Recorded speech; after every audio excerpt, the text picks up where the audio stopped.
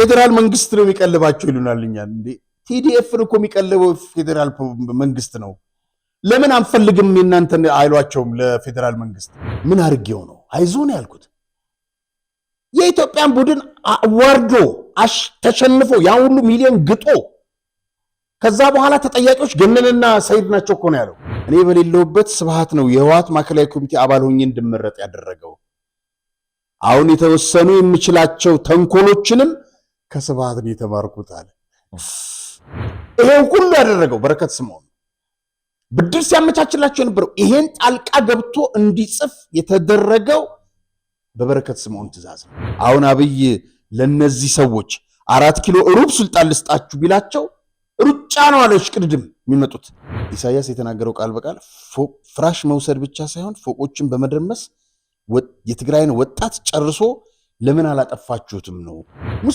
ሙስና ህዝብን እየገደል ከዚህ በላይ ሙስና ምን ወንጀል አለ አትንኝና የሰው ልጅን ነፍስ እኮ ማነጻጸርና መለያየት ያቃተው ሰው እኮ ቀይ ነገር ነበርች ቡታቸው ከተገደሉ ከአመት ከምናም በኋላ ነው አፈር ነው እኮ ያውን በሳጥን በጨርቅ እንኳን አልቀበራቸው ከዚህ በላይ ፋሺስትነት ምንድነው እኔ ንገር ይኸውልህ ጠላቶቻችን አልቀው እንደጨው መነው እንትን ያደርጋሉ ይላል ሁሉም መታገል አለበት በየቤታችሁም ያላችሁ ይላል ምን እነዚህ ሰዎች እኮ ካለ ጦርነት እኮ አይኖሩ የሚያድሩበትን ቤት ተዋናለው የለውም ይያሉ ተዋንፈሩ ገባ በልጆቹ ላይ የሚያርፈው ጥይት እነዛን በአስርሺዎች የሚቆጠሩ የትግራይ ወጣቶች ከፊት ለፊታቸው ለነሱ ሲሉ እንደ ቆሎ የሚቆሉበትን ያዩ ለነሱ ጥይት አልተጨነቁም ይሁሉ እንግዲህ ያልወጣ ነገር ነው አይ ሊያስሩን ወሰኑና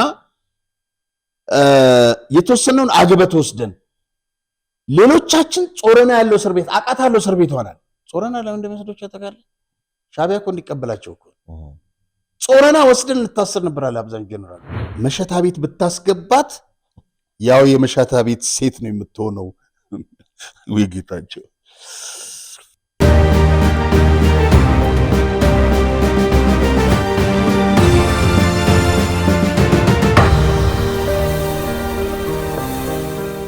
ሰላም ጤና ይስጥልኝ ተመልካቾቻችን እንደምን ሰንብታችኋል የምትመለከቱት በአማራጭነት ይዘን የቀረብነው አዲስ ጉዳይ ቻናላችን ነው ዛሬም እንግዲህ እንደተለመደው ፕሮግራሙን ወደ እናንተ ለማድረስ ጋዜጠኛ አርያ ተስፋ ማርያምና ሮቤል ምትኩ እዚህ ስቱዲዮ ተገኝተናል መልካም ጊዜ እንዲሆንላችሁ ከወዲሁ ተመኛል አርያ እንዴት ነህ ሰላም ነው ይመስገን እንግዲህ በክርስትናው ማግስት ስቱዲዮ ተገኝተናል እንግዲህ ቅዳሜ ለታ እዚህ ስክሪን ላይ እንደምንመለከተው የልጅህ ክርስትና ነበር የተለያዩ በርካታ እንግዶች ታዋቂ ግለሰቦች የመንግስት ከፍተኛ ኃላፊዎች የሥራ ኃላፊዎች ሚኒስትሮች ተገኝተዋል በድምቀት ሁኔታኛም እንግዲህ ተገኝተን አደምቀናል በደስ ይል ነበር ፕሮግራሙ ድባቡ ከሱን ጀምር እስቲ ምን ተሰማ ደስ የሚል ደስታ ነው እንግዲህ ደስታን እንዴት ትገልጸዋለህ አንዳንዴ ያው አይተዋል የነበረው ሁኔታ ይሄን አበባ ዶክተር አብርሽን ያመጣልኝ አመሰግናለሁ ዶክተር አብርሃም ካሳይም ብዙዎች ነበሩ ነቀመር ነጋሻ በራሞላ አነጋሻ በራሞላ ብዙዎች ነበሩና በጣም ደስ ይል ነበር አመሰግናለሁ እኚህ በነገራችን ላይ መምህር አዲስ ይባላሉ ከስዊዘርላንድ ነው የመጡት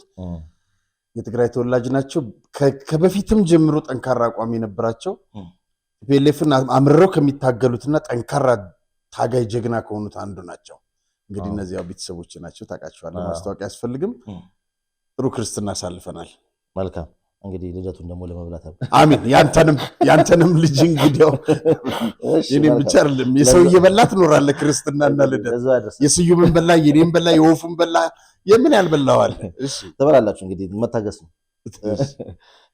እንግዲህ ዛሬ ለዝግጅት ክፍላችን በጣም በርካታ አስተያየቶች መጥተዋል ከነዛ ውስጥ ግን ምናልባት ለዛሬም አንድ ሁለቱን ጨመቅ አድርገን በተለይ ትግራይ ተወላጅ የሆኑ ሁለት የተለያዩ ወንድና ሴት ናቸው አስተያየት ያደረሱን በተለይ ደግሞ አንደኛው ታጋይ ይመስለኛል የሱን ላስቀድምና የሱን አስተያየት ከዛ ደግሞ ወሬላው ሐሳብ ለወንዶች ታደላለህ ማለት ነው ሴቶችን መብት እንግዲህ ምናልባት ሴትም ሊሆን ይችላል እንግዲህ በጽሁፍ ነገር የደረሰን ያው የስያው ፀሐይ መሰለ ነው የሚለው እንግዲህ በ1984 ውስጥ ነው የሥርዓት ለውጥ በተደረገ ማግስት ለጋዜጣዊ መግለጫ ሂልተን ሆቴል ተገኝተናል መለስ እስኪመጣ ድረስ ጋዜጠኞች እዚህም እዚያም ተሰብሰብ ብለን እንጨዋወታለን እኔ የታጋይ ጋዜጠኛ ነበርኩ ከመካከላችን አንዱ የውጭ ዜጋ ነበር እነዚህ አዲሶቹን ገዢዎች እንዴት አያችኋቸው ሲል ጠየቀ አንዱ ፈጠን ብሎ ማፊያዎች ይመስሉኛል ከማለቱ ፈረንጁ ፈጠን ብሎ እንዴ ማፊያ እኮ ኮድ ኦፍ ኤቲክስ አለው አለን ደነገጥን ታጋይ ጋዜጠኛ ነበርኩና በመጠኑ ተከፋው። ፈረንጁ ግን ሐቁን መናገሩ ብዙም ሳልቆይ ተገነዘቡ። ከማፊያ የሚያነሱና የወረዱ ጌቶች ነበሩ ሲል አስተያየቱን አድርሶናል። እንግዲህ እንዲህ አይነት ሀሳቦች ከትግራይ ተወላጆች መምጣቱ በእውነት ደስ ይላል። እንግዲህ ብዙ ነገር ቢሆን ዘግይቶም ቢሆን እየገባቸው ነውና የምንፈልገው ያንን ነው። ምናልባት ደግሞ በተከታይነት የማቀርበው ሀሳብ ትንሽ በጣም ብዙዎችን ሊረብሽና ሊያሳዝን ይችላል። እንግዲህ ለዝግጅት ክፍላችን ከአንዲት የትግራይ ተወላጅ የደረሰ መልእክት ነው።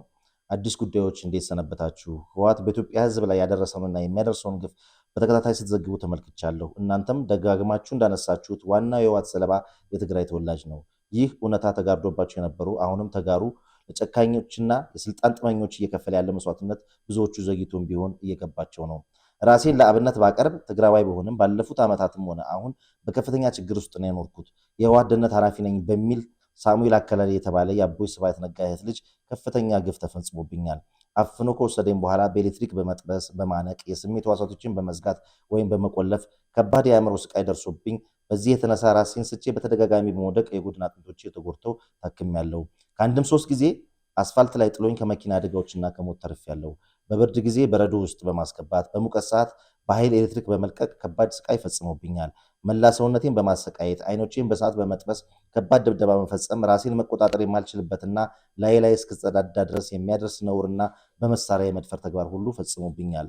ስልኮቼን እስከ መቆጣጠር በመድረሱ ቴሌ ብሄድም ማስለቀቅ አልቻልኩም። በዚህ ምክንያት ከአንድ ብቸኛ ልጅ ጋር ከተገናኘው 22 ዓመት ሆኖኛል። እንዲህ እንደ ዋዛ ዘርዝሬ በማልገልጸው መልኩ በዚህ ሰው ምክንያት ለዘመናት እየተሰቃየሁ እገኛለሁ። ጉዳዩን እስከ ፌዴራል ፖሊስና አቃቤ ሕግ ቢሮዎች በተከታታይ አቅርቤያለሁ። በተለይ በግንቦት 2016 ጀምሮ አመልክቼ ምንም መፍትሄ አላገኘውም። እንደኔ በዚህን መሰል የህወሓት ሰዎች ትግራይና አዲስ አበባ ውስጥ በግፍ ተሰቃይተው የሞቱና አሁንም በመከራ ውስጥ ያሉ ሰዎችን ዝርዝር ከናድራሻቸው ልኬላችኋለሁ። እኔ ግን አሁንም ይህ ሰው በከፍተኛ ሁኔታ እያስጨነቀኝና እያሰቃየኝ ነው። ወጥቼ መግባት ሰርቼ መብላት እንኳን አልቻልኩም። እባካችሁ አድኑኝ። የኢትዮጵያ ህዝብና መንግስት ነፍሴን ያተርፍልኝ ዘንድ እማጸናለሁ። የእስካሁኑ ስቃዬ ይበቃል። በፈጣሪ ስም እለምናችኋለሁ፣ ሳልሞት ድረሱልኝ። ኪዳነ ሀለፎም ይላል። 3 ስልክ ቁጥሮች ተቀምጠዋል። የቤት ቁጥር፣ አድራሻ ምናምን ሁሉ ነገር በዝርዝር ተቀምጧል። እንግዲህ አደጋ ደረሰባቸው፣ ሞቱም ደም ተጎዱ ያለቻቸውም ሰዎች አድራሻና ዝርዝር አቅርባልናለች። በጣም የሚያሳዝን ነገር ነው። እንግዲህ እንዲህ አይነት ነገር አሁንም ካለ እንግዲህ ከዛን ዘመን ጀምሮ እስካሁን ድረስ እንግዲህ የሚፈጸም ከሆነ በጣም የሚያሳዝን ነው።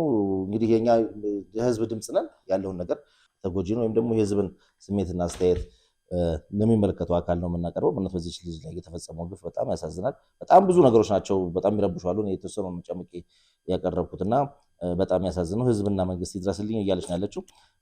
ወደ ሶስተኛው እኔ የምለው ግን ቆይ ይህ ሳሙኤል ያልከው የስብሃት ነጋ ዘመድ እንደዚሁ ያደርጋሉ፣ ግን ብዙ አዲስ አበባ ነው ያለው አልገባኝም። እና እስቲ ቆይ እናናግራታለን። ወደ እኔም ስልክ ትደውላለች። ወዲ ሻምበል ነበር ስልኬን የሰጣትና እነዛ እንትኖችን እና እስቲ ቆይ እናናግራታለን። ሰውየው እዚህም ሊኖር ይችላል፣ ባይኖርም ደግሞ ኔትወርኩ ሊኖር ይችላል። አዎ ግን እስቲ ቆይ እናናግራትና እስቲ የሚሆነው ነገር ለተመልካቾቻችን በደንብ በዝርዝር እናስታውቃለን። ሌላው ሶስተኛ መረጃችን እንግዲህ የኢትዮጵያ እግር ኳስ ፌዴሬሽን ከክለቦች ጋር በመተባበር ጠንካራ ብሔራዊ ቡድን ለመገንባት የሚያስችል ፕሮጀክት እየሰራው ነው የሚል መግለጫ አስተያየት ሰሞኑን እንግዲህ በማህበራዊ ሚዲያዎች ላይ አይተናል። ኢትዮጵያ 2029 የአፍሪካ ዋንጫን ለማዘጋጀት ጥያቄ ማቅረቧን ተከትሎ ከተደራጊዎቹ ፕሮጀክት ጎን ለጎን በርካታ ተግባራትን እያከናወንኩ እገኛለሁ ብሏል። ሮድ 2029 በሚል ስያሜ በባለሙያዎች እይታ ቴክኒካሊ ብቃቱ አቅሙም ያላቸው ታዳጊዎችን በመምረጥ ወደ አካዳሚ በማስገባት ዘመኑን የሚመጥን ስልጠና መስጠት ተጀምሯልና እንግዲህ ለብሔራዊ ቡድን የሚመጥን ታዳጊዎችን መልምለን ያዘጋጀን ነው። በጣም ነው የሚገርመው። ግን ምን መሰለህ ብዙ ጊዜ እነዚህ ፕሮጀክቶች ይጀመራሉ፣ ይከስማሉ። በጣም ብዙ ገንዘብ ነው የሚወጣበት እና አሁን ለምሳሌ ለ2029 ከአዲስ አበባ እና ሲዳማ መርጠን እንትን እናደርጋለን ነው የሚባለው። ፌዴሬሽኑ አሰልጣኝ ቀጥሮ አንደር 17 ያዘጋጀው ቡድን ታዳጊ ብሎ ማለት ነው። በሶማሊያ በሜዳችን እኮ 1-0 ነው በውርደት የተሸነፈ።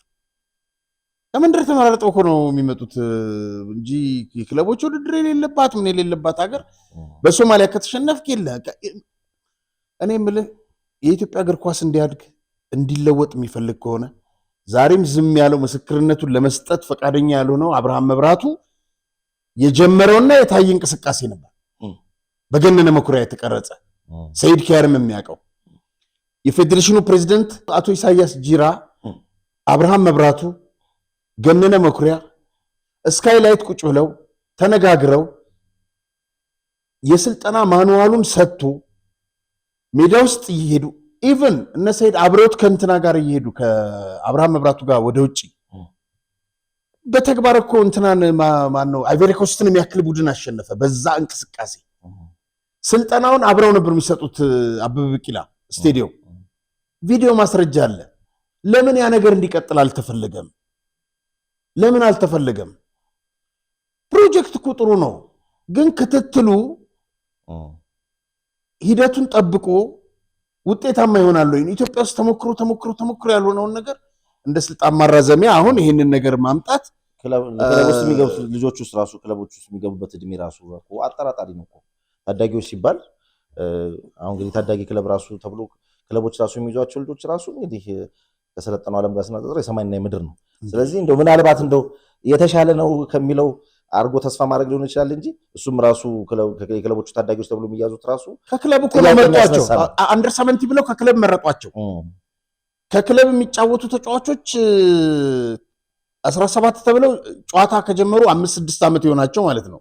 ክለብ ሲገቡ እንግዲህ በ12 ዓመታቸው ሊሆን ማለት ነው፣ በ11 ዓመታቸው ማይመስል ነገር ነውና እንደዚህ አይነት እንትን ወደፊቱ ዘለቄታዊ መፍትሄ አይሆንም እና ቆሞ ቢታሰብበት ጥሩ ነው። አንድ በዚህ አጋጣሚ ያነገር ልንገርህ፣ በጣም የሚያሳዝንና የሚያሳፍር ውበቱ አባተ የሚባል አሰልጣኝ በጣም ነውረኛ ነው። ደግመዋለሁ፣ በጣም ነውረኛ ነው። ስዩም ከበደ በቀደም እዚህ ናዝሬት ጨዋታ ነበራቸው። የዚህ ውበቱ ቡድን ይሸነፋል። ለጋዜጣው መግለጫ ሲወጣ ኮሪደር ላይ ይገናኛሉ። አይዞ ውበቱ አለው። እችን ነው ቃል በቃል የምነግርህ። አይዞ ውበቱ ሲለው ምን አባ አይዞ ትለኛለህ ብሎ ከጀርባ በቦክስ መጣው። በነገራችን ላይ ስዩም ከበደ እንደዛሬው ወፍሮ እንዳታየው። ካሳሁን ተካ ሲነግረኝ በአየር ላይ ነበር የሚገለባበጠው አለኝ። በጣም ጎበዝ ካራቲስት ነበር። በጣም አለቀሰ ስዩም። በጣም ምን አድርጌው ነው አይዞ ነው ያልኩት። የኢትዮጵያን ቡድን ወርዶ ተሸንፎ ያ ሁሉ ሚሊዮን ግጦ ከዛ በኋላ ተጠያቂዎች ገነንና ሰይድ ናቸው እኮ ነው ያለው። ነውረኛ ነው ይሄ። ለምንድን ነው ፌዴሬሽኑ የማይቀጣው? እነ ሞሪኖ ሜዳ ላይ በሚያደርጉት ነገር ስንት ተቀጣው የለ እንዴ? ባለጌ ነው ይሄ። ኮችም አይደለም፣ ሊታገድ ሊባረር ሊቀጣ ይገባዋል። አሰልጣኞች ሲፈጽሙ ተጫዋቾቹ ሁለተኛው ጊዜ ነው። በነገራችን ላይ ሌሎች ከወንድሞቹ ጋር ሆኖ ሌሎች አሰልጣኞች ደብድቧል እንዴ። በጣም ነውረኛ ነው። በጣም ሽንፈቱን የኢትዮጵያ ቡድን እንዲሸነፍ ውጤቱ እንዲበላሽ ያደረጉት ገነንና ሰይድ ናቸው እኮ ነው ያለው እኮ። እነሱ ያጫወቱ እኔ ምን አቅለታለሁ? አልመለመዱ። በነገራችን ላይ አብርሃምን ሰርስሮ እኮ የገባው እሱ እኮ ነው። አብርሃም ፈንግ በጣም ነውረኛ ነው እና ይህችን መናገር ስለመፈልግ ነው። መልካም። አይ አሰልጣኞች ላይ ፌዴሬሽኑ እርምጃ የማይወስድ ከሆነ ተጫዋቾች ላይ የስነ ምግባር ጉድለት ታየ ቢባል ብሎ መውቀስና መክሰስ መቅጣት ብዙም አሳማኝ አይሆንም። አይዞ ማለት ምን ችግር አለው?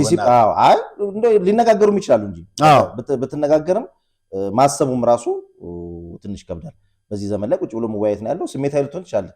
ሜዳ ላይ ቢሆን ኖሮ ጨዋታ ካለቀ በኋላ ግን ስሜቶችን መቋጠር አስፈላጊ ነው። ደግሞ ከኋላ የሚገርም ነገር በዛ ደረጃ ላይ ቢወድቅ ኖሮ ሲሚንቶ አጉል ነበር የሚያደርገው ስዩም። አረ እንኳን እግዚአብሔር ያተረፈው። በጣም መልካም ሰው ነው ስዩም። ፌዴሬሽኑ ምን አይነት እርምጃዎች ይወስዳል እንደዚህ አይነት ነገሮች ላይ እሱ የምናየው ነው የሚሆነው። ግን እንደ ትዝብት ግን በጣም የተራገበ ነገር ስለነበረ እኛ ራሳችን ትዝብት አስቀምጠናል። ወደ ዲኤምሲ ሪልስቴት መልእክት እንሄዳለን። ወደ ማስታወቂያው ከማለፋችን በፊት ለቡ መብራት ኃይል ከሚገነቡት መንደራቸው ውስጥ የመጨረሻ የሆነውን ብሎክ ለሽያጭ አውጥተዋል። ከ5ኛ ወለል ጀምሮ በሚፈልጉት የወለል አማራጭ ማግኘት ትችላላችሁ።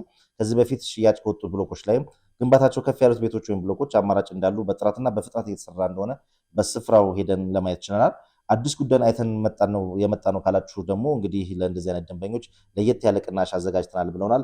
በ0997063949 በመደወል ወይም በዋትሳፕ በማነጋገር በአካል ሄዳችሁም ደግሞ ልታዩትና ልትጎበኙ ትችላላችሁ። እንግዲህ ዲኤምሲ ቤት ዘለቄታዊ ሀብት ነውና በፍጥነት ሀብቱን ያፍሩ እያለ ነው።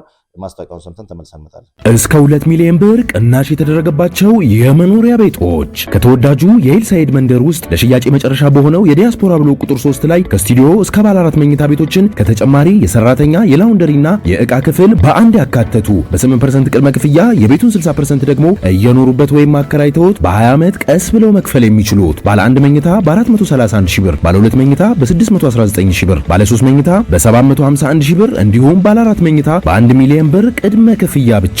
ሱቆችን ከ20 ካሬ ጀምሮ ይምጡና የግሉ ያድርጉ። ይህን ቪዲዮ አይተው ለሚመጡ 20 ደንበኞች ብቻ እስከ 30% የሚደርስ ታላቅ ቅናሽ አቅርበን እየጠበቅኑት ነው። በ0997 063949 ላይ በመደወል የዘመናዊ መንደራችን አካል ይሁኑ። መልካም ከዴምስ ሪል ስቴት መልእክት ተመልሰናል።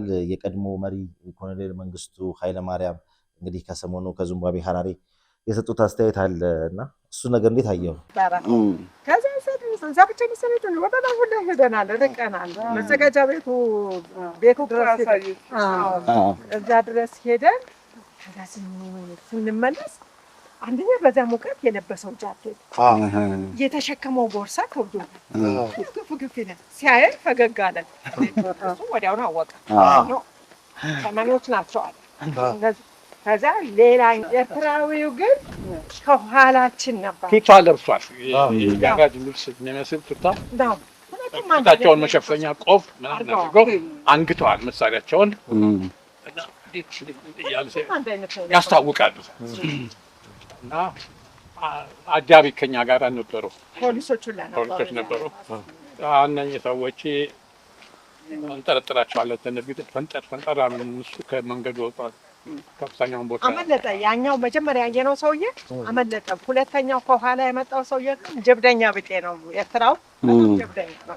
መጣና ከኋላችን ቀደመና ሄደ። ና ገብቶታል። እንደተጫነባቸው እና አጎንብሶ ለማምለጥ ነው ያደረገው ሙከራ፣ ለማጥቃት ሳይሆን። ግን ደግሞ ትእዛዝ ሰጠ። ሲሄዱ ተከተሏቸው እና ያዟቸው ነው። ተከተሏቸውና በአናግሯቸው በቋንቋቸው፣ ምክንያቱም ሾና ስለማያውቁ ይታወቃሉ እና የኛ ይሁን እንደሆነ የኛ አገር ሰዎች መሆን አለባቸው። ሄዱና ያናገሩት ብለው ቆም ሲሉት መሳሪያ እንትን ሞከሩ። ክንዱን ብሎ ሲያበቃ መሳሪያውን አስጣለ። ያወጣውና ሞክሯል። በጣም ጥሩ ሮቤል። ምን መሰለህ፣ እኔ አንደኛ ገነት አየለን አንድ ቀን ነው የተዋወቅነው። ወደ ድሬዳዋ ስንሄድ አዝናለሁኝ። እኛ ስለ መንግስቱ እርሻ ስለምናምን በጣም ብዙ የተጎዱ በጣም ብዙ ዛሬም የሀዘን ማቅ ውስጥ ያሉ ቤተሰቦች አሉ። ምን አለ እነዛ ብታሰብላቸው። 84 ዓመቱ ነው የሰውዬ። ምን አለ ንስሐ ቢገባ። አገር ይወዳል። አገር ማለት ህዝብ እኮ ነው። ተራራና ሸንተረር እኮ አይደለም። ሙስና ህዝብን እየገደልክ ከዚህ በላይ ሙስና ምን ወንጀል አለ? ትንኝና የሰው ልጅን ነፍስ እኮ ማነጻጸርና መለያየት ያቃተው ሰው እኮ ነው። ትንኝ አልገደልኩም ትላለህ እንዴ? 60 ሚኒስትሮችን ከፍርድ ቤት ውጭ እኮ ነው የረሸናቸው። ነበርን መጽሐፍ አንብበው 300 ምናምን ጥይት ጌታቸው ሽበሺና ዳንኤል ሄደው ኃይለኛ ፓውዛ አብርተውባቸው 60ዎቹ ላይ በክላሽን ዋር ከፈከፉባቸው። እኔ 300 ምናምን ጥይት ተኮስኩ፣ ይሄን ያክል ጥይት ተኮስኩ እየተባባሉ የነዛ ቤተሰቦች እኮ አሉ።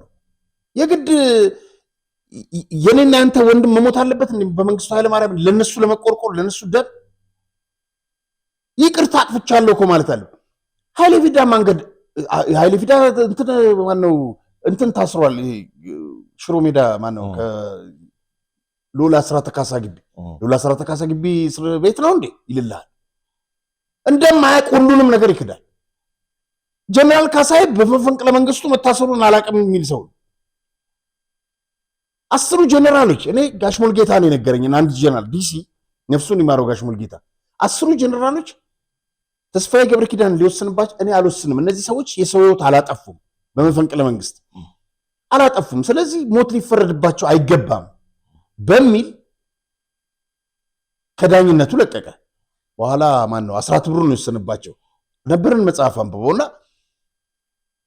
10 ላይ ሞት 2 ላይ እንትን ብሎ ነው የወጣው 10 ብሩ።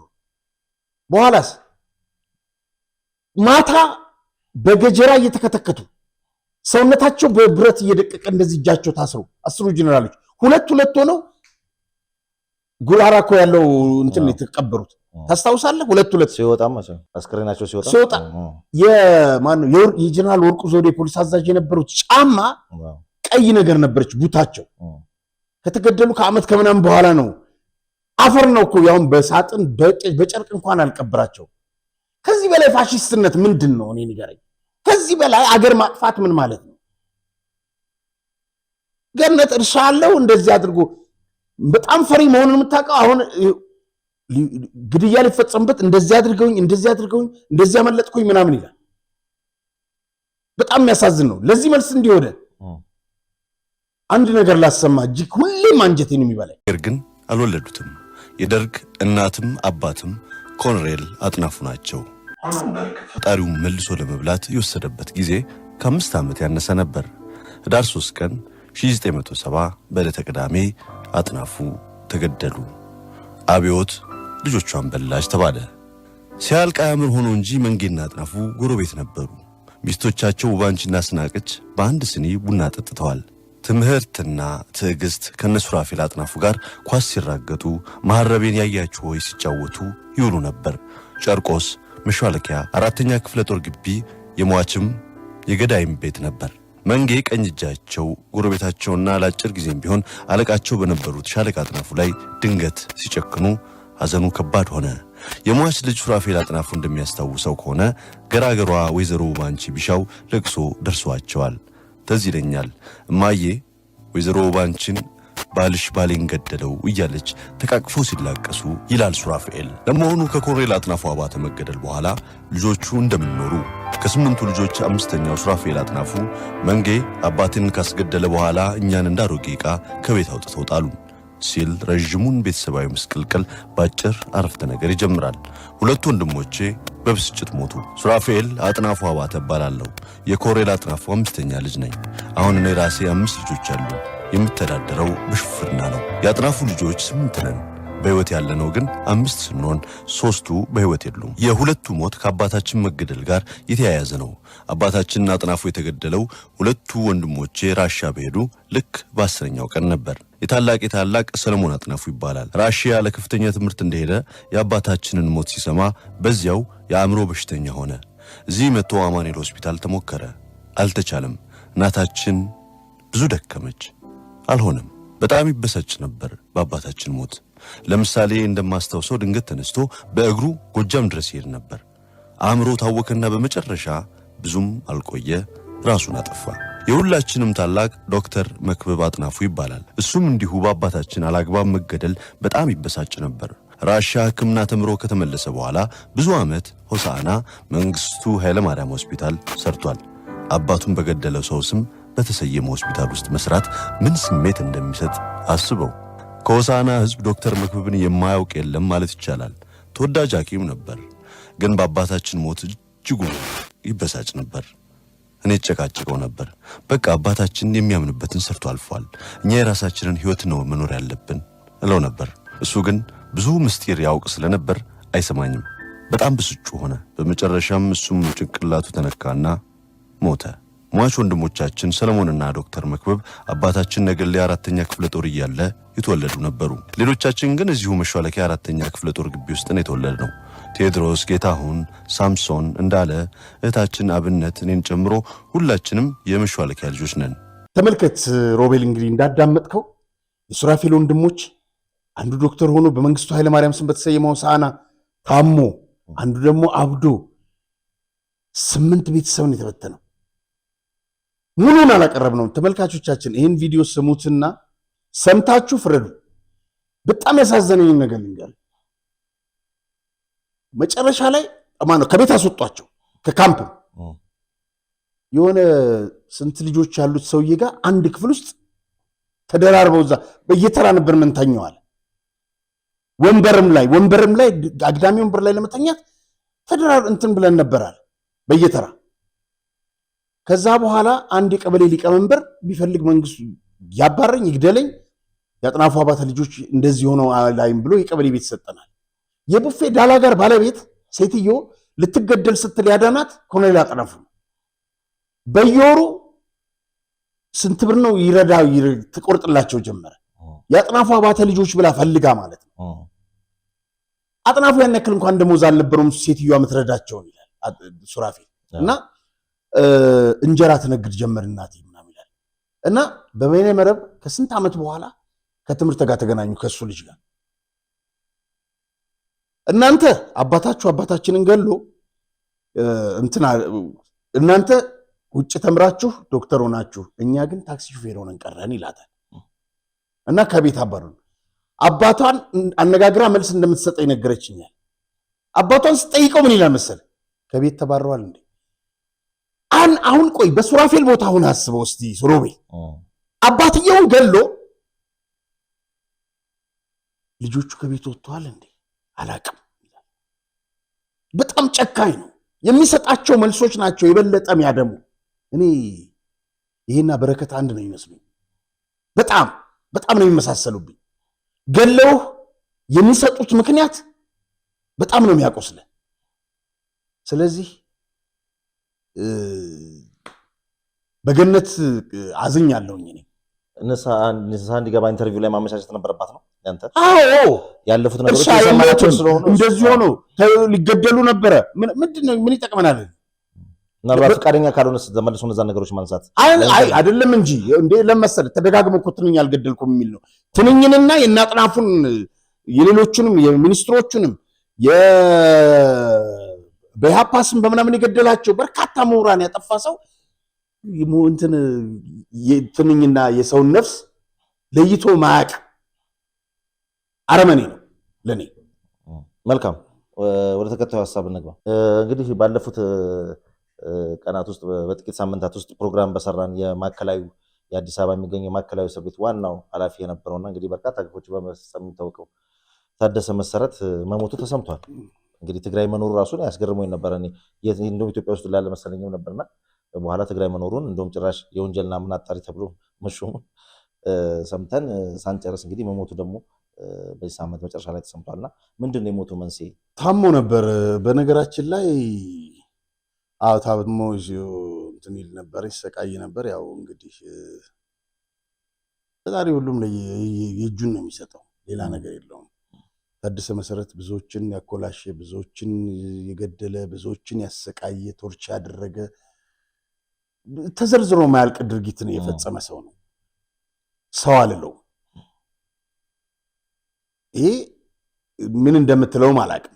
እና ትግራይ ወስደው ተመሳሳይ የወንጀል መከላከል ምናምን ብለው የመደቡት እዚህ ፈጽምላቸውን የነበረውን የማሰቃየት ድርጊት እዛም እንዲቀጥልላቸው ነበረ። በነገራችን ላይ ይህን ፎቶ ተመልከተው። ማንን ይመስላል? አሰፋ ብርሃን አይመስልም? የነስዬ አክስት ልጅ እኮ እና ያጎት ልጅና አክስት ልጅ ነው። እና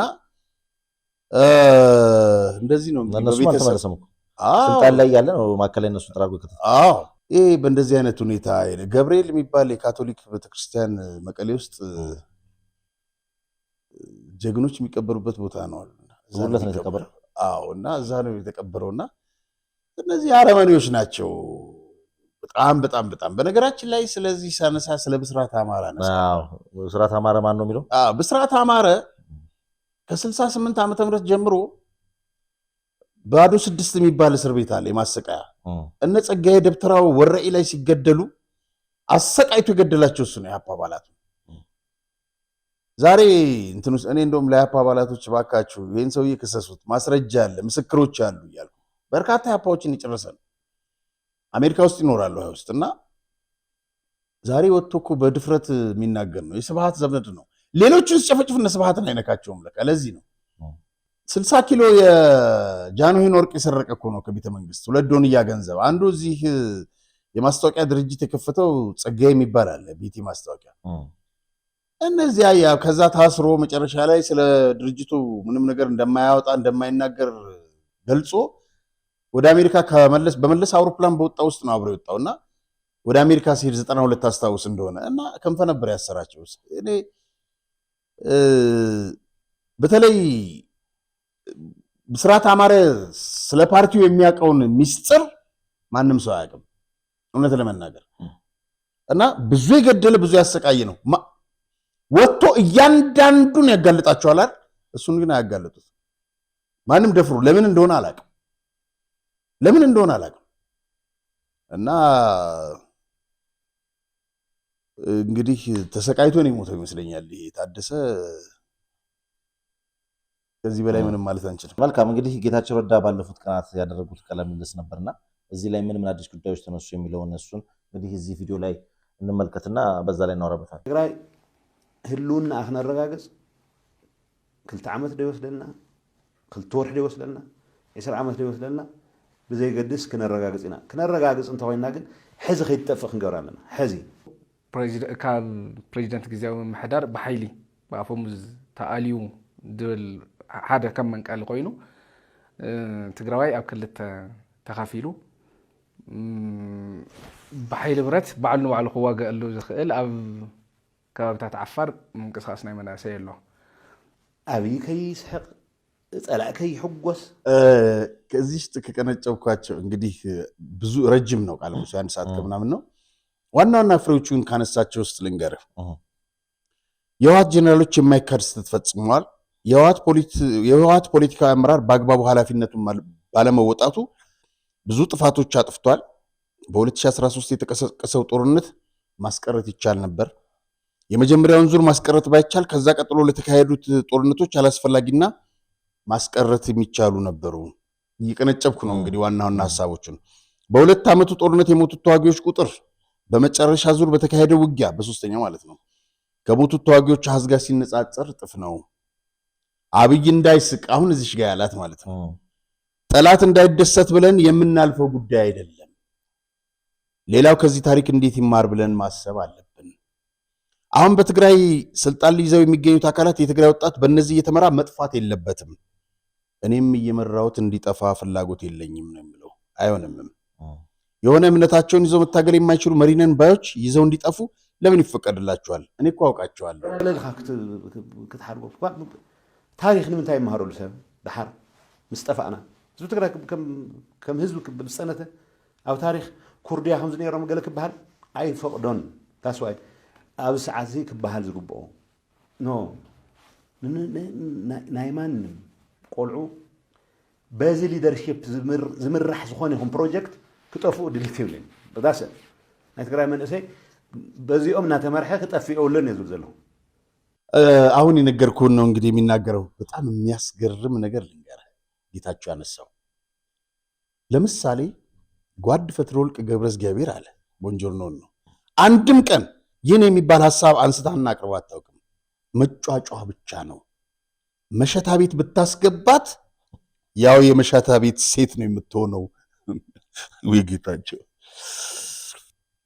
ይሄ ነው የሚባል ሐሳብ አቅርባ ሰምታት ታውቃለህ አለው ለጋዜጠኛው ከየት ታምጣው የሌላትን ሐሳብ እንዴት ታቀርበው ትችላለች አለው ቀጠለ ጌቹ ይሄ ይخطፍ ዲሊየት የብለኝ አይሆንን ዝኾነ እምነቶም ሒዞም ከቃለሱ ዘይخلو መራሕቲና ዝውል ሰባት ሒዞም خطፉ ስልታይ ፈቅደለም አነ ዝፈልጦም እንዴ አነ ታይ ሐሳብ ቅሪባት ፈልጥ ይወልድ ብጽ ተፈትለ ሓንቲ ዝባህል ነገር ካብ ጫውጫው ዳመሽታ ተዋኸት አሁን ያልኩን ነው ስለ እሷ የሚናገረው መሸታ ቤት ብታስገባት መጫጫ ብቻ ነው ደብረጽዮን የትግራይ አስተዳዳሪ ይባል እንጂ ምን እንደተሰራ የማያውቅ መሆኑን የተረዳሁት አለ በኋላ እዚች ጋችን ያዝልኝና አንድ ነገር ልንገርህ ምን እንዳለ እዚህ ንግግር ላይ ከስብሃት ነጋ ጋር በየቀኑ ነበር የምንገናኘው እኔ በሌለውበት ስብሃት ነው የህወሓት ማዕከላዊ ኮሚቴ አባል ሆኜ እንድመረጥ ያደረገው አሁን የተወሰኑ የምችላቸው ተንኮሎችንም ከስብሃት ነው የተማርኩት አለ አይ ጥሩ ነው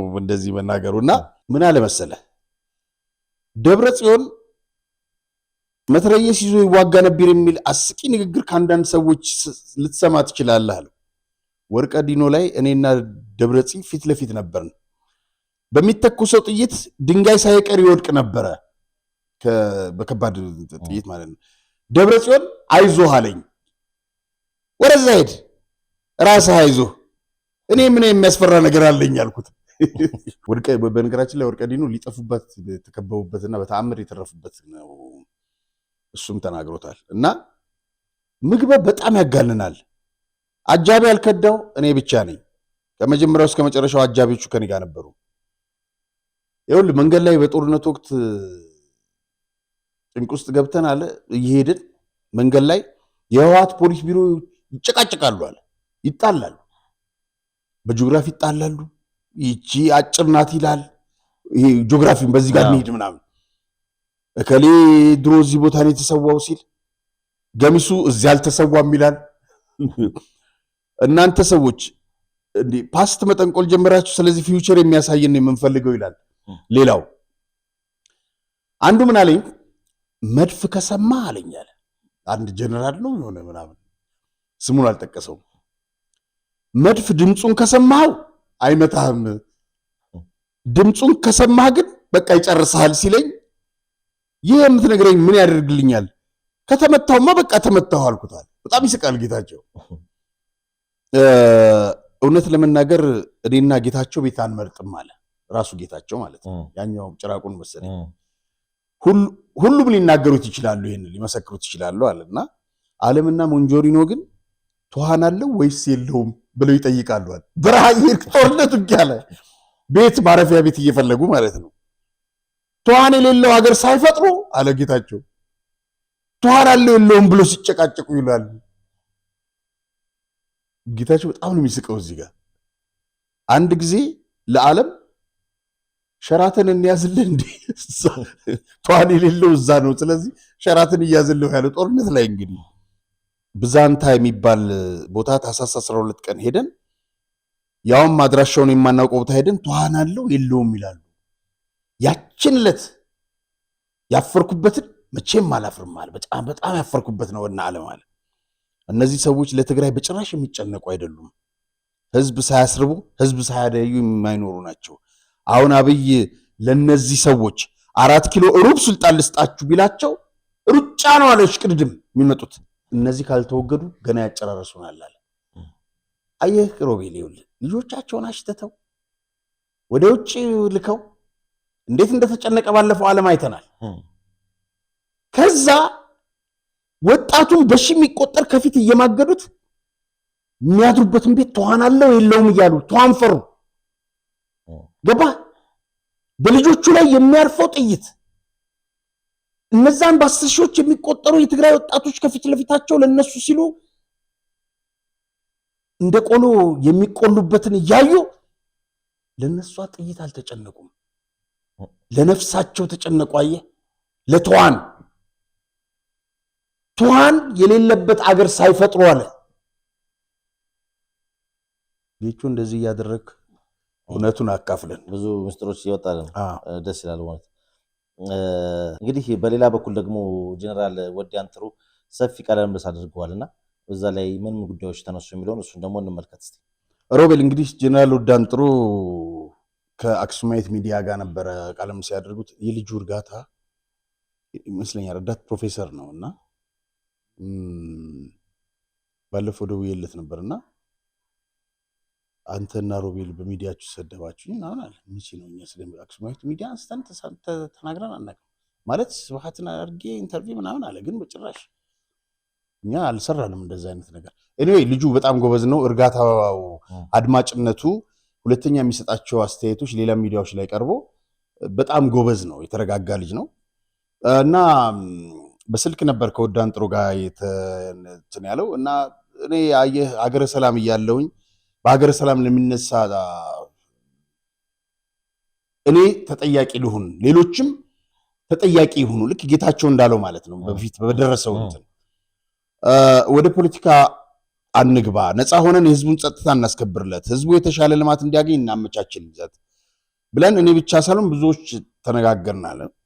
ልዩነታችንና ገለልተኛ ሆነን ጸጥታችን እንድናስከብር ስንል እነዛ ደግሞ የነፍሳና የመግበ ቡድን ማለታቸው ነው።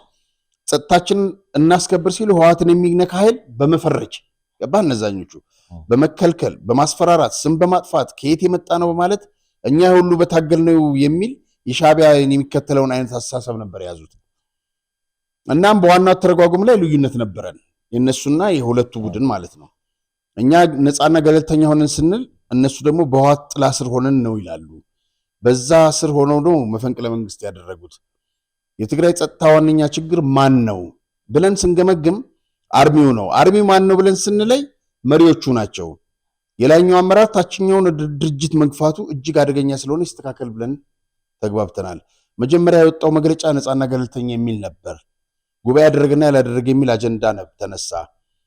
በዚህ እድሜ እንዴት በረሃ ትወጣለህ ለሚባለው ተቆጥተን ዝም ብለን ተነስተን ይወጣን ይመስለዋል። ነፃ መሬት ያለውን ሰራዊት እንግዲህ የሚመሩት እሳቸው ናቸውና ብዙ ነገር አድርገናል። ግን ይፋ ያላደረግነው አድርገናልና የጥር 15 ከኮር በላይ ውሳኔ ነው መንስኤው። መንፈሱ ጥሩ አልነበረም። ከኮር በላይ ተሰብስበው ህዝቡን ይሰድባሉ፣ ያንቋሽሻሉ። መንግስት ይሰደባል። መንግስት እንግደለው ይላል። ጌታቸውን ገባ እንግደለው፣ መፈንቅለ መንግስት እናድርግ ይሉ ነበር እነ ምግበ ምናምን እነዚህ ኮር አዛዡ። እኛ ይኖርነዋል፣ ሊሰሙን ግን አልቻሉም። የኋላ ኋላ ታደሰ ወረደ የሚመራው የነበረና ማስተካከል ያልቻለበት ደረጃ ሲደርስ ለፍስሐ ሰጥቶት ነው ሄደው። ከዛ ዕለት በኋላ አልተመለስንም። በሚወሰነው ውሳኔ የታሪክ ተጠያቂ መሆን አልፈለግንም። በመጨረሻኛ ተሳስታችኋል፣ ግለይስ አድርጉ ሲሉን አናደርግም፣ አልተሳሳትንም አልናቸው። እኛ እነሱን እናንተ ናቸው የተሳሳታችሁ፣ ስለዚህ ግለይስ አድርጉ አልናቸው። እሺ እናደርጋለን፣ ተሳስተናል አሉ። አሳመንናቸው። በመጨረሻ አናደርገውም ብለው ተዉት። እንደገናም ትግራይ አደጋ ውስጥ ትገባለች፣ ሰራዊቱ ይበተናል። ስለዚህ ተደራድረን የእኛም መፍትሄ ሀሳብ ስሙ፣ የእናንተንም ሀሳብ አቅርቡና እንስማ አልናቸው። ገሚሶቹ ጠፉ። አንዳንዶቹ ሲቀበሉ፣ ሌሎች ደግሞ አልተቀበሉትም።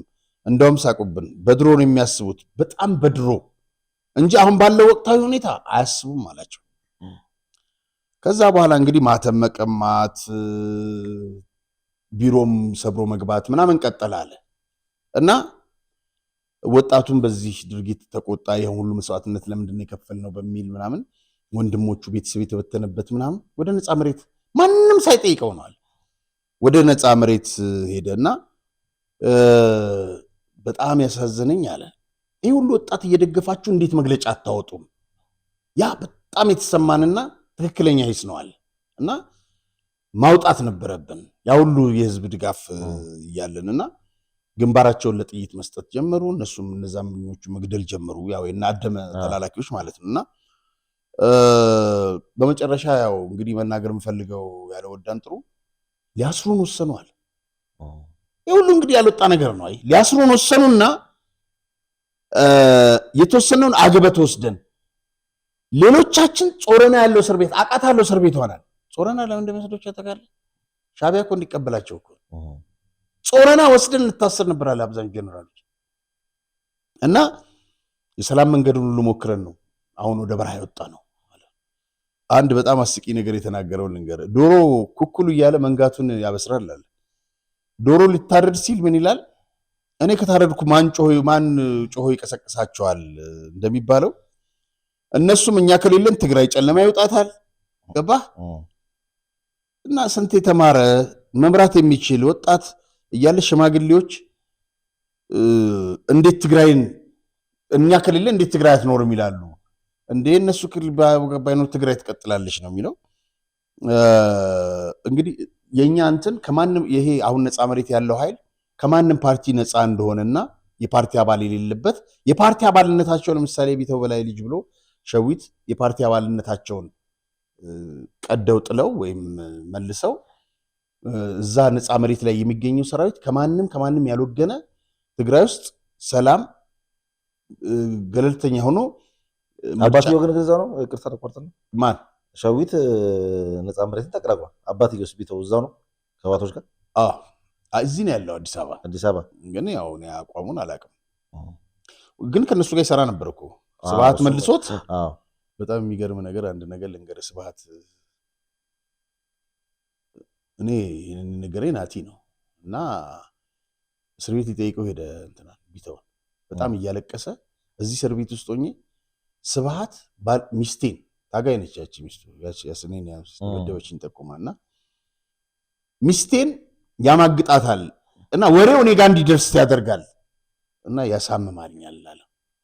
ነውረኞች ናቸው እኮ እና ተመልሶ ስብሐት ስር ተወጥፎ የሆነች አፋር ላይ ነው ምናምን እንትን አስገባው። ጥሩ የሚሰረቅ ነገር ላይ ቦታ መደበው ብቻ ኤኒዌይ እና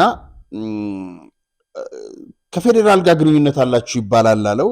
ጌታቸውን ፓርቲ አስመልክቶም የፈለገውን ፓርቲ መስረት ይችላል። ጌታቸው ከኛ ጋር ግንኙነት የለውም ማለት ከፌዴራል ጋር ግንኙነት አላችሁና እንዴ ፌዴራል እኮ ማለት አዲስ አበባ ነው። አዲስ አበባ ደግሞ ሀገራችን ነው። እዛ መሄድና አስመራ እንሄድልን እንዴ አለው ለጋዜጠኛው። ሁለተኛ በጣም ደስ ያለኝ ነገር በሳል ሰው ነው ነገራችን ላይ ወደጥሩና አዲስ አበባ ሜዳችን አግባብና ትክክል ነው። ፌዴራል መንግስት እኛ የጀመርነውን ትግል ያውቃል እና ጠበንጃ እኮ ሞልቶናል። ሰራዊቱ አየህ ከነ ጠበንጃውን ወደ ነፃ መሬት እየመጣ ያለ የጠበንጃ ችግር የለብንም። ፌዴራል መንግስት ነው የሚቀልባቸው ይሉናል። እኛ እንዴ ቲዲኤፍን እኮ የሚቀልበው ፌዴራል መንግስት ነው። ለምን አንፈልግም የእናንተን አይሏቸውም? ለፌዴራል መንግስት የእኛንም ጭምር ባጀት የሰራዊቱን ነው እየወሰዱ እየበሉ ያሉት። እኛ ለመንግስት እንደውም እንትን ጥያቄ አቅርበናል ለፌዴራል መንግስት የእኛ ሊወሰድ አይገባም ብለን። ዩኒፎርምንም በተመለከተ ማን ገዛችሁልኝ ለሚለው አንተም ታውቀዋለህ አለው ለጋዜጠኛው። እና እዛ ያሉ ተቆርቋሪ ወገኖች እነሱ ባዋጡት ገንዘብ መርጠን ነው ዩኒፎርምን የሚገዛ ነው። እንግዲህ አንዱን አስመራ ሄዶን አንዱን እኔ መጥራት ስለማልፈልግ ነው ስለምንቀው እሱ የሱን ስም ጠርቶ የኃይል ሚዛን የማያውቅ የአርቲስት ስራ ይመስለዋል አለና እና ሚኒተሪን አየህ በደንብ አድርገህ ፈትሸህ የምታየው ነገር ነው እንጂ ዝም ብሎ የሚነገር አይደለም በማንም አፋለ። እና ሻዕቢያ የኢትዮጵያን ሚዛን በሚገባ ያውቃል። የኢትዮጵያ ሰራዊት ኃይል ምን ያክል እንዳለውም ያውቃል። ሻዕቢያ ብዙ ወጣት ኃይል የለውም። አንዴ ለአንዱ ምን አለው መሰለህ፣ በሀገራችሁ ዶሮ ነው እንቁላል ካሽ አልኳቸዋል። ምክንያቱም ሻዕቢያ ዶሮና እንቁላል እንኳን ማፍራት ስላልቻለ ነው። ከአዲግራት ሄደውም ለዛ ነው አለ። እነዚህ አደመ በነፃ ወደብ ይሰጠናል ምናምን ይባላል። ታዲያ ባህሩ ለነሱ ቅርብ ሆኖ ሳለ ለምን ለሀገራችን እህል ነዳጅ ለምን ከሀገራችን ገባ? ባህር አላቸው፣ ወደብ አላቸው። ታዲያ እንደዛ ከሆነ ከሀገራችን እህል ነዳጅ ለምን ይወስዳል? ነዳጅ እኮ ዶላር ገንዘብ ያስፈልገዋል። ሸቀጣ ሸቀጥ ለመግዛት ሀብት ያስፈልግሃል። ለምንድን ነው በዛ ላምበሳ እየተዘዋወረ ለመግባት ተገደደ? የውጭ ምንዛሬ ሀብት ያስፈልጋል። ባህር እኮ አፉን ከፍቶ ነው የሚውለው ካለ በኋላ በጣም የሚገርም ነገር ይሄ የህወሓት ጀነራሎች የሚያደርጉት እንቅስቃሴ በጭራሽ የትግራይ ወጣት መሞት የለበትም። ከዚህ በፊት ለኤርትራ የሞትንላት ይበቃል። ጀነራል ዮሐንስ እንደሚሉት ማለት ውጊያ ቢነሳ ከማን ጋር ሆነው ልትዋጉ ነው ይሉናልና ከብልጽግና ጋር ሆናችሁ ልትዋጉ ነው ምናምን ይሉናል አለ አይደል? እነሱ ከሻዕቢያ ጋር ሆነው እንዲዋጉም አንፈቅድላቸውም አለ።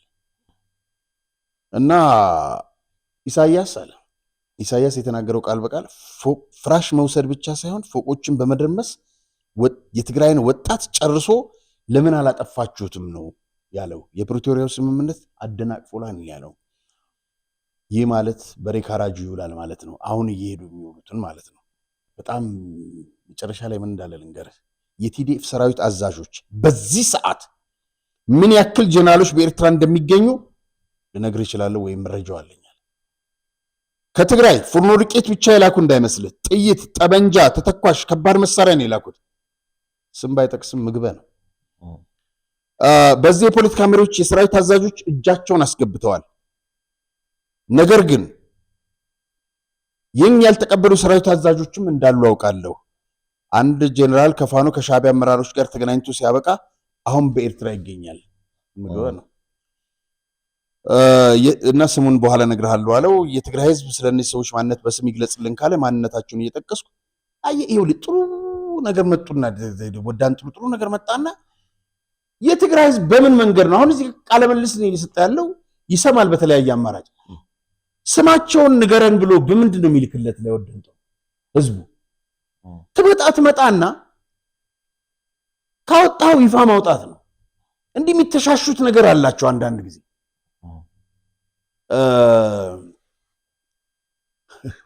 አንድ መጨረሻ ላይ ያሳቀኝ ነገር ልንገርህ። ኤርትራ ወደብ ይላሉ አለ ባህርና እኔ ትግራይ ተወልጄ ነው ያደግኩት። አንድ ቀን የነሱን አሳ በልቼ አላቅም።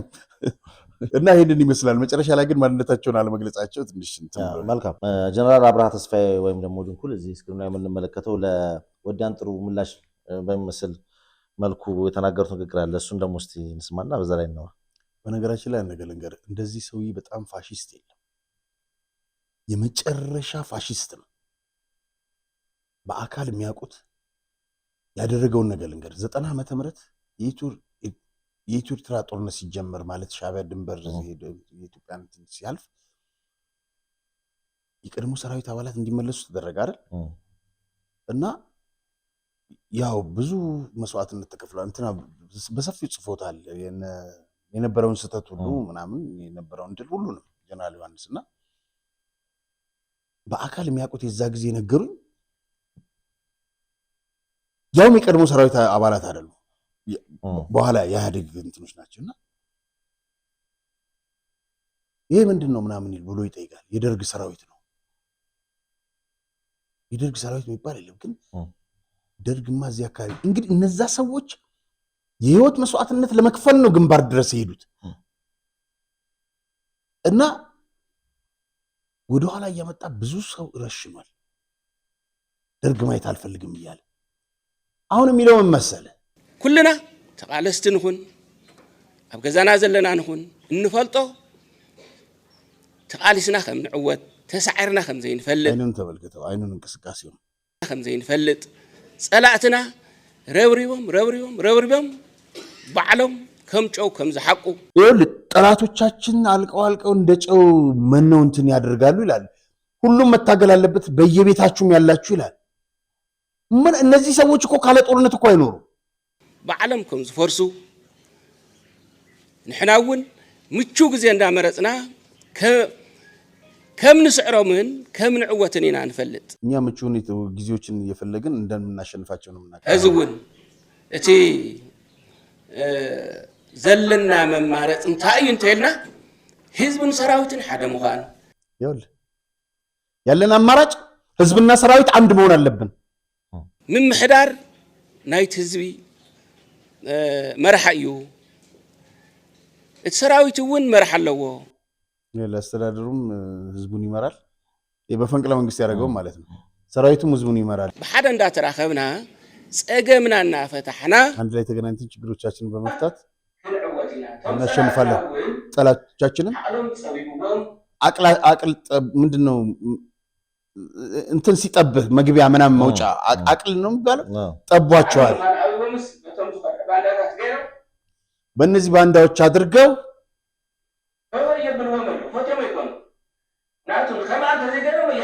እንደዛ ካላደረጉ አያድሩም። እቺ መልስ ለማን መሰለች? ለወዳን ጥሩ ነው በሌ ተባለውን ነው የሚለው በቃ እንደነሱ ይመስላችኋልና ከዚህ በላይ መስማት አያስፈልግም። ግን ለጦርነት አሁንም ቅስቀሳ እያደረጉ እንደሆነ ተመልከት። ጠላቶቻችንን እንደጨውና ማሟቸዋለን ምናምን እያሉ ነው። ከማን ጋር ሆነው እንትናም ቅድም ተናግሮታል የሰማነው ላይ ወዳን ጥሩምና ግልጽ ጦርነት እስኪከፍቱ ግን መጠበቅ የለበትም። መልካም እንግዲህ ሼህ መሐመድ ሁሴን አላሙዲን በተመለከተ ሁለት ደብዳቤዎች እዚህ ለዝግጅት ክፍላችን እጃችን ደርሷል። እነሱን ተመልክተን በዛ ላይ የምትለው ካለ እንላለን። በጣም ጥሩ። ለኢትዮጵያ ንግድ ባንክ ፕሬዝዳንት አዲስ አበባ ጉዳዩ የተጠየቁ የሰነድ ማስረጃዎችን አለመላክን ይመለከታል። ከሳሽ የፌዴራል የሥነ ምግባርና ጸረ ሙስና ኮሚሽን የወንጀል ክስ ጉዳይ ላይ የ14 ተከሳሾች ድርጅቶች ሰነዶች ዋናውን ኦሪጂናል በ10 ቀን ውስጥ በፌዴራሉ ከፍተኛ ፍርድ ቤት ሬጂስተር ቢሮ እንድታቀርቡ ትእዛዝ ተሰጥቷችሁ የነበረ ሲሆን ነገር ግን ኮሚሽኑ ከጠየቃቸው 14 ተከሳሽ ድርጅቶች መካከል በ13ኛ ደረጃ ተጽፎ የነበረው የሚድሮክ ኢትዮጵያ ኃላፊነቱ የተወሰነ የግል ማህበር ሰነድ ባለመቅረቡ በህግ ሂደቱ ላይ መስተጓጎሉን ስለሚፈጥርና በምን ምክንያት እንደቀረና ትእዛዙም ለምን ተፈጻሚ እንዳልሆነ በአስቸኳይ ማብራሪያ እንዲሰጥበት እየጠየቅን አሁንም በድጋሚ የሚድሮክ ኢትዮጵያ ኃላፊነቱ የተወሰነ የግል ማህበርን ሰነዶች በአስቸኳይ እንድትልኩልን እናሳስባለን። አባይ ጓዴ የኮሚሽኑ ሊቀመንበር። እንግዲህ የኢትዮጵያ ንግድ ባንክ ነው። በግንቦት 6 1994 ይመስለኛል በደንብ ይታያል። እዚህ ላይ ለፌዴራል ስነ ምግባር ጸረ ሙስና ኮሚሽን ዋና አቃቤ ሕግ አዲስ አበባ ይላል። የፌዴራል የስነ ምግባርና ጸረ ሙስና ኮሚሽን አቃቤ ሕግ ሰኔ 20 ቀን 1994 ዓ.ም በጻፈው የ14 የተከሳሾች ድርጅቶች ሰነድ ይቅረብልኝ ጥያቄ የ13 ድርጅቶች በተሰጠው የጊዜ ገደብ መላኩን ኮሚሽኑ አረጋግጦልናል። ነገር ግን በ13ኛ ደረጃ የተገለጸው የሚድሮክ ኢትዮጵያ ኃላፊነት የተወሰነ የግል ማህበር ሰነድ አለመላኩንና ኮሚሽኑ በሚያደርገው ማጣራት ላይ እንቅፋት እንደሚሆንበትና የፌዴራል ፍርድ ቤትም ትዕዛዝ ለምን እንዳልተከበረ በመግለጽ ማብራሪያ እንዲሰጠው ጠይቆናል። ባንኩም ለምን እንዳልተሳካ ማጣራት አድርጎ የሚድሮክ ኢትዮጵያ ኃላፊነት የተወሰነ የግል ማህበር ባለሀብት የሆኑት ሼክ መሐመድ ሁሴን አልአሙዲ ከኢትዮጵያ ንግድ ባንክ ጋር ባላቸው ትልቅ የስራ ግንኙነት ባለሀብቱ አገራቸውን የሚወዱ ወደ ሀገራችን ኢትዮጵያ የእሳቸውን ኢንቨስትመንት በማየት ብዙ ኢንቨስተሮች እንዲሳቡ በማድረጋቸው ለብዙ ሰራተኞች እድል እንዲፈጠርና የሀገራችን የስራ ቁጥር እንዳይበዛ በማድረጋቸው እኚህም ባለሀብት ማበረታታት እንጂ መክሰስ አግባብነት የሌለው መሆኑን የቦርዱ ሰብሳቢው በሰጡት ምክረ ሀሳብ መሰረት የባለሀብቱ ሰነድ ማለትም የሚድሮክ ኢትዮጵያ ኃላፊነቱ የተወሰነ የግል ማህበር ወደ ፌዴራሉ ፍርድ ቤት እንዳይሄድ ጥብቅ ትዕዛዝ በማስተላለፋቸው ምክንያት ሰነዱ ላልተወሰነ ጊዜ በባንኩ እጅ እንዲቆይ ተወስኗል። ከሰላምታ ጋር ገዛኸኝ ይልማ ፕሬዚዳንት ይላል። ሮቤል እንግዲህ የጸረ ሙስና ኮሚሽን አቦይ ጓዴን እዛ ፍርድ ቤት እናየው ነበር። የጠየቀውን ተመልከት። 14 ተከሳሾች አሉ። አሁን ስለ ህግ ነው የምናወራው፣ ስለ ግለሰብ፣ ስለ ባለሀብቱ፣ ስለ ምናምን አይደለም። ማስረጃና መረጃ አለን። ይሄውና ማስረጃው የፌዴራል አቃቤ ህግ የጸረ ሙስና ኮሚሽን ይህንንም ህግ እያስተጓጎለብን ነው ተባለ። ከዛ ስትሰጠው ምላሽ ምንድን ነው? ስለሚያበረታቱ ኢንቨስትመንት ስለሰሩ ለምን ለሌሎቹ አስተያየት አልተደረገላቸው? ይሄን ሁሉ ያደረገው በረከት ስምኦን ብድር ሲያመቻችላቸው የነበረው ይሄን ጣልቃ ገብቶ እንዲጽፍ የተደረገው በበረከት ስምኦን ትእዛዝ ነው። በወቅቱ የነበሩ ዳኞች ይህንን አይነት ጭፍን ውሳኔ ሲወስኑ የነበሩ ዛሬ በጥብቅና ተሰማርተዋል። ምንም ጭፍን እኮ ብቻ በሙስና ነው። እነ በረከት ከዚህ በላይ ሙስና ምን አለ? የአገር ሀብት ያለማስያዣ የተበደረ ገንዘብ በቢሊየን የሚቆጠር ገንዘብ እስካሁን አልተከፈለም። እነዛ ዳኞች የጥብቅና ሙያ ህጋት እንትናቸው ፈቃዳቸው ሁሉ ሊነጠቁ ይገባል። ኢትዮጵያ ላይ ነው የፈረዱት። እነ ሳውዲ እነ ሞሮኮ ነቅተው ገንዘባቸውን ወስደዋል። 2.5 ቢሊዮን ዶላር ለጋምቤላው ተብሎ በሼኩ አስመለሱ። ሳውዲዎች ታስረው እስካሁን ድረስ አሉ። በዛ ክስ ነው የተመሰረተው። የኛ ገንዘብ ለምንድን ነው የማይመለሰው? ኢትዮጵያ ንግድ ባንክ የተወሰደው ብድር ግን 13ቱ ተከሳሾች የግንባር ስጋ ሲሆኑ ሼክ መሐመድን ማን ይንካቸው? ህግ በላይ ናቸው ዳኞች። እንዴ አሜሪካን ድረስ ባለፈው ገልጽ ነው ያለ እንደ ዳኞችን እኮ በገንዘብ አስገዝተው የሚወስዱ ናቸው። ባለፈው ነው እናንተ ባለንበት ስማን ጠቅስም ምንድነው ያጫወተን አሜሪካ የኖረ ሰው እንዴት አድርገው ስማቸውን በገንዘብ እንትን ያደርጉ እንደነበረ እየረጩ በየሆቴሉ ምናምን አንድ ቀን እናወራዋለን። እና አሁንም ፍትህ ያስፈልጋል። በሚድሮክ በርካታ ሰራተኞች አሉ። ለነሱም እኮ ነው ምንጮህ ያለ ነው እንዳይበተኑ እኮ ሌላ ዓላማ ምንም የለም። የቪዲዮ የደብዳቤ ማስረጃዎች እጥረት የለብንም። አሁን በርካታ የምናወጣቸው የድምፅ ሁሉ አሉ። ለዚህ ሁሉ ተጠያቂ ግን በረከት ስምኦን ነው። እና ይሄ ገንዘብ አሁንም መመለስ አለበት ለኢትዮጵያ። በርካታ ሰራተኞች አሉ። ባለፈው ጊዜ እንትን ብለናል ወደ 50 ሺህ ስናባዛው ምናምን ብለን ባንዱ እንኳን 5 ቢሆን ምናምን ብለን እስከ 250 ሺህ መበተን የለበትም። በዚህ ኑሮ ውድነት መበተን የለበትም ሰራተኛ። ስለዚህ መንግስት ይህን ጉዳይ ትኩረት ቢሰጠው ጥሩ ነው እንላለን። መልካም እንግዲህ ከሼህ መሐመድ አላሙዲን ጋር እንግዲህ በተመሳሳይ ስመጥር አፍሪካዊ ባለሀብት ከሆኑት ውስጥ አንዱ እንግዲህ ናይጄሪያዊ ባለሀብት ዳንጎቴ ከጠቅላይ ሚኒስትር አብይ አህመድ ጋር ተገናኝተዋልና ምን ምን ነገሮች በዛ ላይ ተወያዩ የሚለውን ነገር እስቲ ምንድነው የገጠማቸው ነገር የሚለውን እንመልከት እስቲ። እኚህ እንግዲህ ባለሀብት ያው የታወቁ ናቸው። በርካታ የሲሚንቶ የተለያዩ ዘርፍ ውስጥ ተሰማርተው ከፍተኛ ኢንቨስትመንት ያደረጉ ያሉ ናቸው። በግልጽም በእንትንም የሚታይ ነገር ነው። አደባባይ የተሸፋፈነ ዳኞችን በጉቦ እየያዙ በምናምን አይደለም። ይሄንን አካሄድ ጠቅላይ ሚኒስትሩም ስለሚያውቁ ዛሬ ወንድሜን አሊኮ ዳንጎቴን ተቀብዬ አነጋግሬያለሁ። ለኢትዮጵያ ወሳኝ የሆኑ ፍላጎቶችን ለማሟላት የሚያስችሉ ስልታዊ የኢንቨስትመንትን መስኮች ላይ ውይይት አድርገናል። ትብብራችንም ተጠናክሮ እንደሚቀጥል እምነቴ ነው ብለው በማህበራዊ ድረገጻቸው ጽፈዋል። ክቡር ጠቅላይ ሚኒስትሩ እውነት ነው ይሄ። ስለዚህ እንደዚህ አይነት ባለሀብቶችን ማበረታታት ጥሩ ነው። የተወሰደ ገንዘብ ፍትህ የተጓደለበት ለ20 ምናምን ዓመታት ፍትህ ያጣውን የኢትዮጵያ ገንዘብ የኢትዮጵያ ንግድ ባንክ ገንዘብ እንዲመለስም ዳኝነቱም እንዲስተካከል ክቡር ጠቅላይ ሚኒስትሩ ጥረት ማድረግ አለባቸው። ማለት እንግዲህ ሁሉ ነገር እሳቸው ላይ እንትን ማድረግ ሳይሆን ያው እንግዲህ በተግባር እንደምታየው እዚህ ጋር የሚያደርጉት ነገር ለኢትዮጵያ ኢንቨስትመንት እድሎችን በማመቻቸት ሲሆን እነዚህ የሚድሮክ ሰራተኞችም ሊታሰብላቸው ይገባል፣ ነገ ጠዋት ሜዳ እንዳይበተኑ።